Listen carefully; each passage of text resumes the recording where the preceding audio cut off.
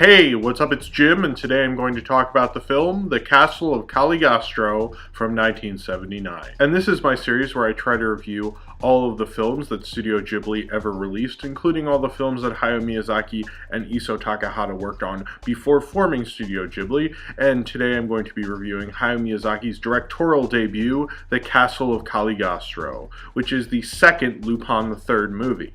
Now, before seeing this film, I felt I needed to know a lot more about Lupin III.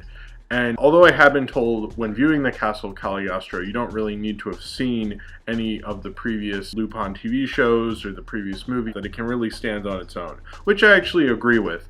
But I actually kind of think I built up to a very amazing treat, and I probably got to appreciate it a lot more than I would have had I not known anything about Lupin.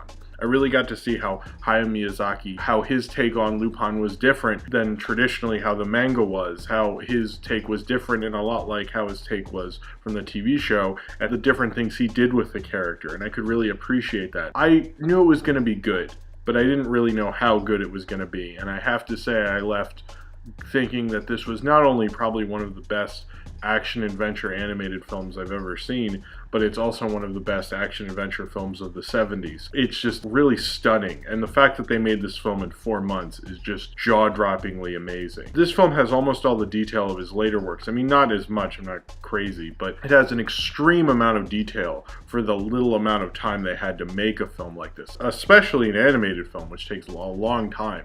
And the fact that he turned out something that's as masterfully made and is as amazingly animated as The Castle of Cagliostro is just mind-boggling, and probably is part of the reason he became the legend that he is. Lupin III and Jagan rob a casino, and as they're leaving and have all this money and they feel really happy about this huge score they've gotten from this casino, they realize that their loot is all counterfeit dollars, and it's goat money, and really good counterfeit, but Lupin of course recognizes it because he's Lupin, so he recognizes these things. He wants to go to the kingdom of Cagliostro, which is right in Monaco. They're trying to figure out what the deal is with this counterfeit money, and then when they first get there and they're driving in what is considered to be one of the best car chases of all time, but I definitely think is up there with in the animated genre, and definitely like an amazing car chase sequence no matter how you look at it, sees this amazing bride who's running away from these evil men. He tries to save her and instantly falls in love because Lupin likes cute girls, and then feels that he has to save her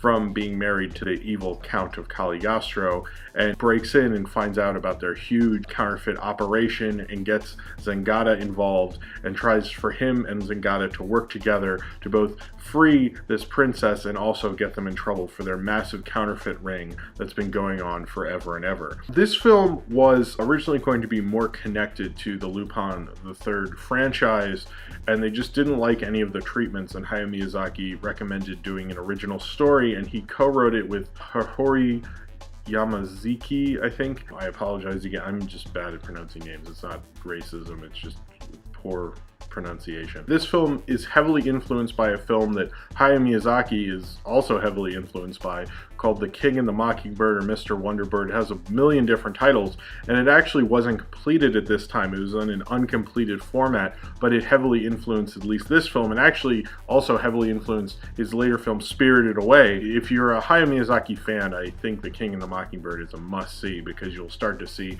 where his influence comes from, and that's a very French film, and knowing that Lupin is half French, that kind of makes sense, or at least is descended from Arsenic Lupin, who is a French character. That film was eventually completed and released the following year, so this film isn't this is so complicated. This film isn't influenced by the film that the completed film. I actually have both copies, but if you see the original film that wasn't completed, this film was influenced by that, unless Hayao Miyazaki had somehow seen the finished film somehow. I don't know if he had the reach to do that at the time, or the plausibility of all of that, but to my understanding, in terms of dates and releases and things like that, he was probably influenced by the original cut, which was released in like the 50s, I think, or the 60s. And I have reviewed that film, and it was interesting to see how influenced by it this film was, and how much ideas in this film that were influenced by that film would later be in Spirited Away, and how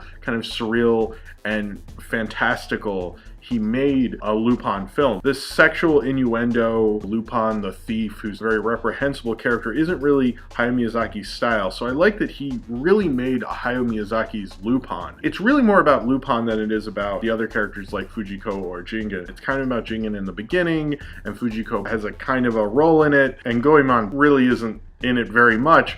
And so it's not a good film that introduces the characters other than Lupin. You really don't get much time with these other characters, but he simplifies it because most of his films, there are exceptions obviously, a lot of his films focus on one protagonist. The Castle of Cagliostro basically does that with Lupin, and it makes him a lot stronger of a character because we as an audience get to spend more time with him. And this film seemed to stay on moments longer than I've seen in the Lupin series before. It felt more like a crazy cartoon, and this felt like it would take a moment to just deal with things, like have Lupin. In the beginning, before he got to Cagliostro and the kingdom, when he was seeing the ruins, he was just walking down this hallway, and I was like, wow, the previous film wouldn't have done that, none of the TV shows would have done that, and Miyazaki kind of realized to make this film a lot more cinematic. It feels like a more age-appropriate for 12-year-olds James Bond movie. It's not really overtly violent. There wasn't a part where I felt like I wasn't seeing something to be protected from censors.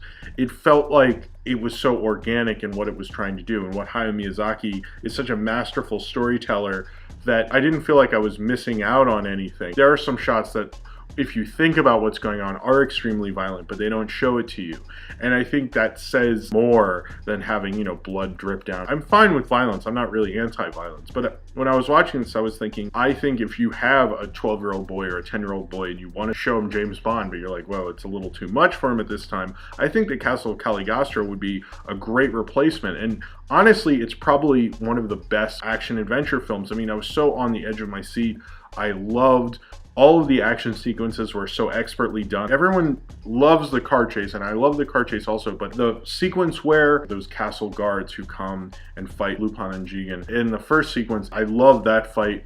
I love the clock tower sequence. I love, when they try to get out of the castle. I mean, there are too many amazing sequences to pick from, and it has such a great sense of humor. I mean, I never laughed out loud or LOL'd or whatever you want to call it at any Lupin story as much as I did at this film. It has such a great sense of humor, and it has such a good sense of owning the characters. I kind of think you should maybe know a little bit about Lupin before going in. It kind of helped me a little that I knew these people. Fujiko especially is like really underdeveloped, and same with Goemon. You don't really understand what their deal is if you hadn't seen it, frankly. It's so well executed. All the action sequences are just amazing. I mean, this is really one of the best action-adventure films in the 70s. A mainstream big action-adventure film done in the best way with an amazing storyteller. I always think the best action-adventure films are done with great storytellers. When you have a great storyteller doing an action-adventure film, much like Spielberg did with Raiders of the Lost Ark, or how Brad Bird did with The Incredibles, you have such a sense of that everything makes sense, and action sequences are so superfluous in a lot of ways. But if you have someone who knows how to stage them well, knows how to plot them out well, knows how to make each of those sequences count and mean something later on in the film, there's a sense of continuity to it that you really almost can't deny as an audience member. And it's just fun. It's just enjoyable. I got that all throughout this film. I mean, this is as entertaining as anything Lucas or Spielberg put out. Now, there's a lot of things with Spielberg and Lupin III, which on the Wikipedia they seem to mention that none of it's really been verified. That he said it was one of the best action-adventure films he ever saw, and that the car chase was one of the best car chases ever filmed. I can't find these quotes anywhere either, and even the idea that he was going to make a Lupin III live-action movie, I can't find anything that's really verified. It's just a lot of rumor. And that this film was the first anime to play at the Cannes Film Festival. There's some people that say it did, there's other people that say it didn't. Who knows? It doesn't really matter, but it does feel like it's in that kind of Spielberg vein. He wasn't really in that vein at this time. This is pre-Raiders of the Lost Ark, mind you. Not too much before, only a couple years, but at this time he made Jaws and Close Encounters, but Raiders of the Lost Ark style that he was known for hadn't happened yet. And this film didn't actually get released into America until 1991, and didn't come on video until 1992, which is like a whole 12 to 13 years after it was originally released in Japan. And I don't know how available it was stateside until then, which is really unfortunate because it's such a great film, but Hayao Miyazaki wasn't a name for a little bit over here. And this film originally bombed in Japan because Hayao Miyazaki had such a different view of Lupin, and even his conception of Lupin with Isao Takahata when he directed the rest of the Lupin, the original first series, he did more of a family-friendly vibe. It wasn't as much sexual innuendo. He made Lupin kind of solve crimes as much as commit crimes a lot of the time. And in this one, he's not as much of a scoundrel as he can be in most of the incarnations of Lupin. But in a way, I think it's the best kind of family-friendly version of Lupin. It's one of the best stories of Lupin, and in a lot of ways, it's like, does it really matter when you have such an amazing film like this, that Lupin, it's not entirely genuine to the Lupin character? They kind of refer to how he used to be like that, so maybe this is kind of what Lupin became when he was older. Maybe that would be a good way to kind of connect them, that he started becoming a little more responsible. And they even kind of visually reference the theme song from the original series in that sequence as well. This is, I think, a great action-adventure film because it feels like you're going in a fantasy world. There's a lot of similarities to Spirited Away, certainly a castle that's in the middle of a big lake, a magical land, all these things, but it's also so connected to Lupin. And I think it might not be as accurate to the Monkey Punch manga series as it really should be, but it's so much fun that I just don't care. Certainly, maybe it would have made a lot more people happy had it not been a Lupin character, and maybe that's why it bombed, but eventually it became a classic, and it's always mentioned in some of the best animes of all time. I don't know if I'd put it as high as some people, but I definitely thought it was incredibly strong action-adventure film. Some people say it's like James Bond meets Sherlock Holmes. Just so well made and so awe-inspiring that he made this in 4 months and he didn't have a huge production time, because the animation is just as detailed as I'd expect from him.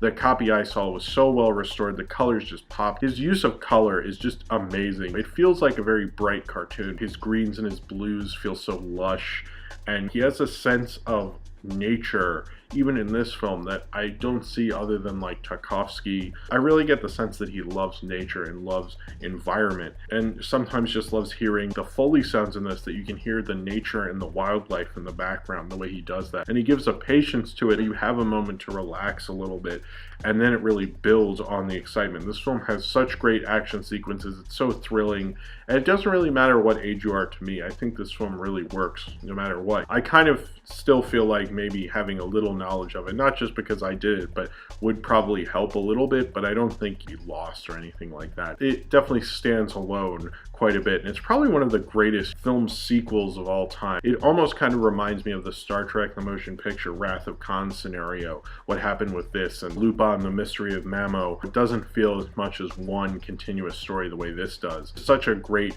action-adventure film, and it shows why Hayao Miyazaki would become what he was, and it's just such a great directorial debut for such a great director. And even though he apparently doesn't love the film, but I think he did an amazing job, and certainly there are a few parts where they used kind of still images rather than animation, but not too much, you know. To be honest, like, you could barely notice it. It's so well detailed and so well made. I was kind of shocked that they made it in 4 months. It just shows the master storyteller and the master animator that Hayao Miyazaki really is. And it shows the potential of the master that he would really become just in this film. You can tell he has the potential to be this great animation director. So if you have seen the Castle of Cagliostro and you would like to talk about it, then comment below in the comments and subscribe if you would like to. Sorry about last week. I really wanted to do a review on the Lupin the Third animated series first, but next week I will have Shay the Brat, which is from Isao Takahata. That will be next week, and thank you for watching the series so far, and I hope to see you then.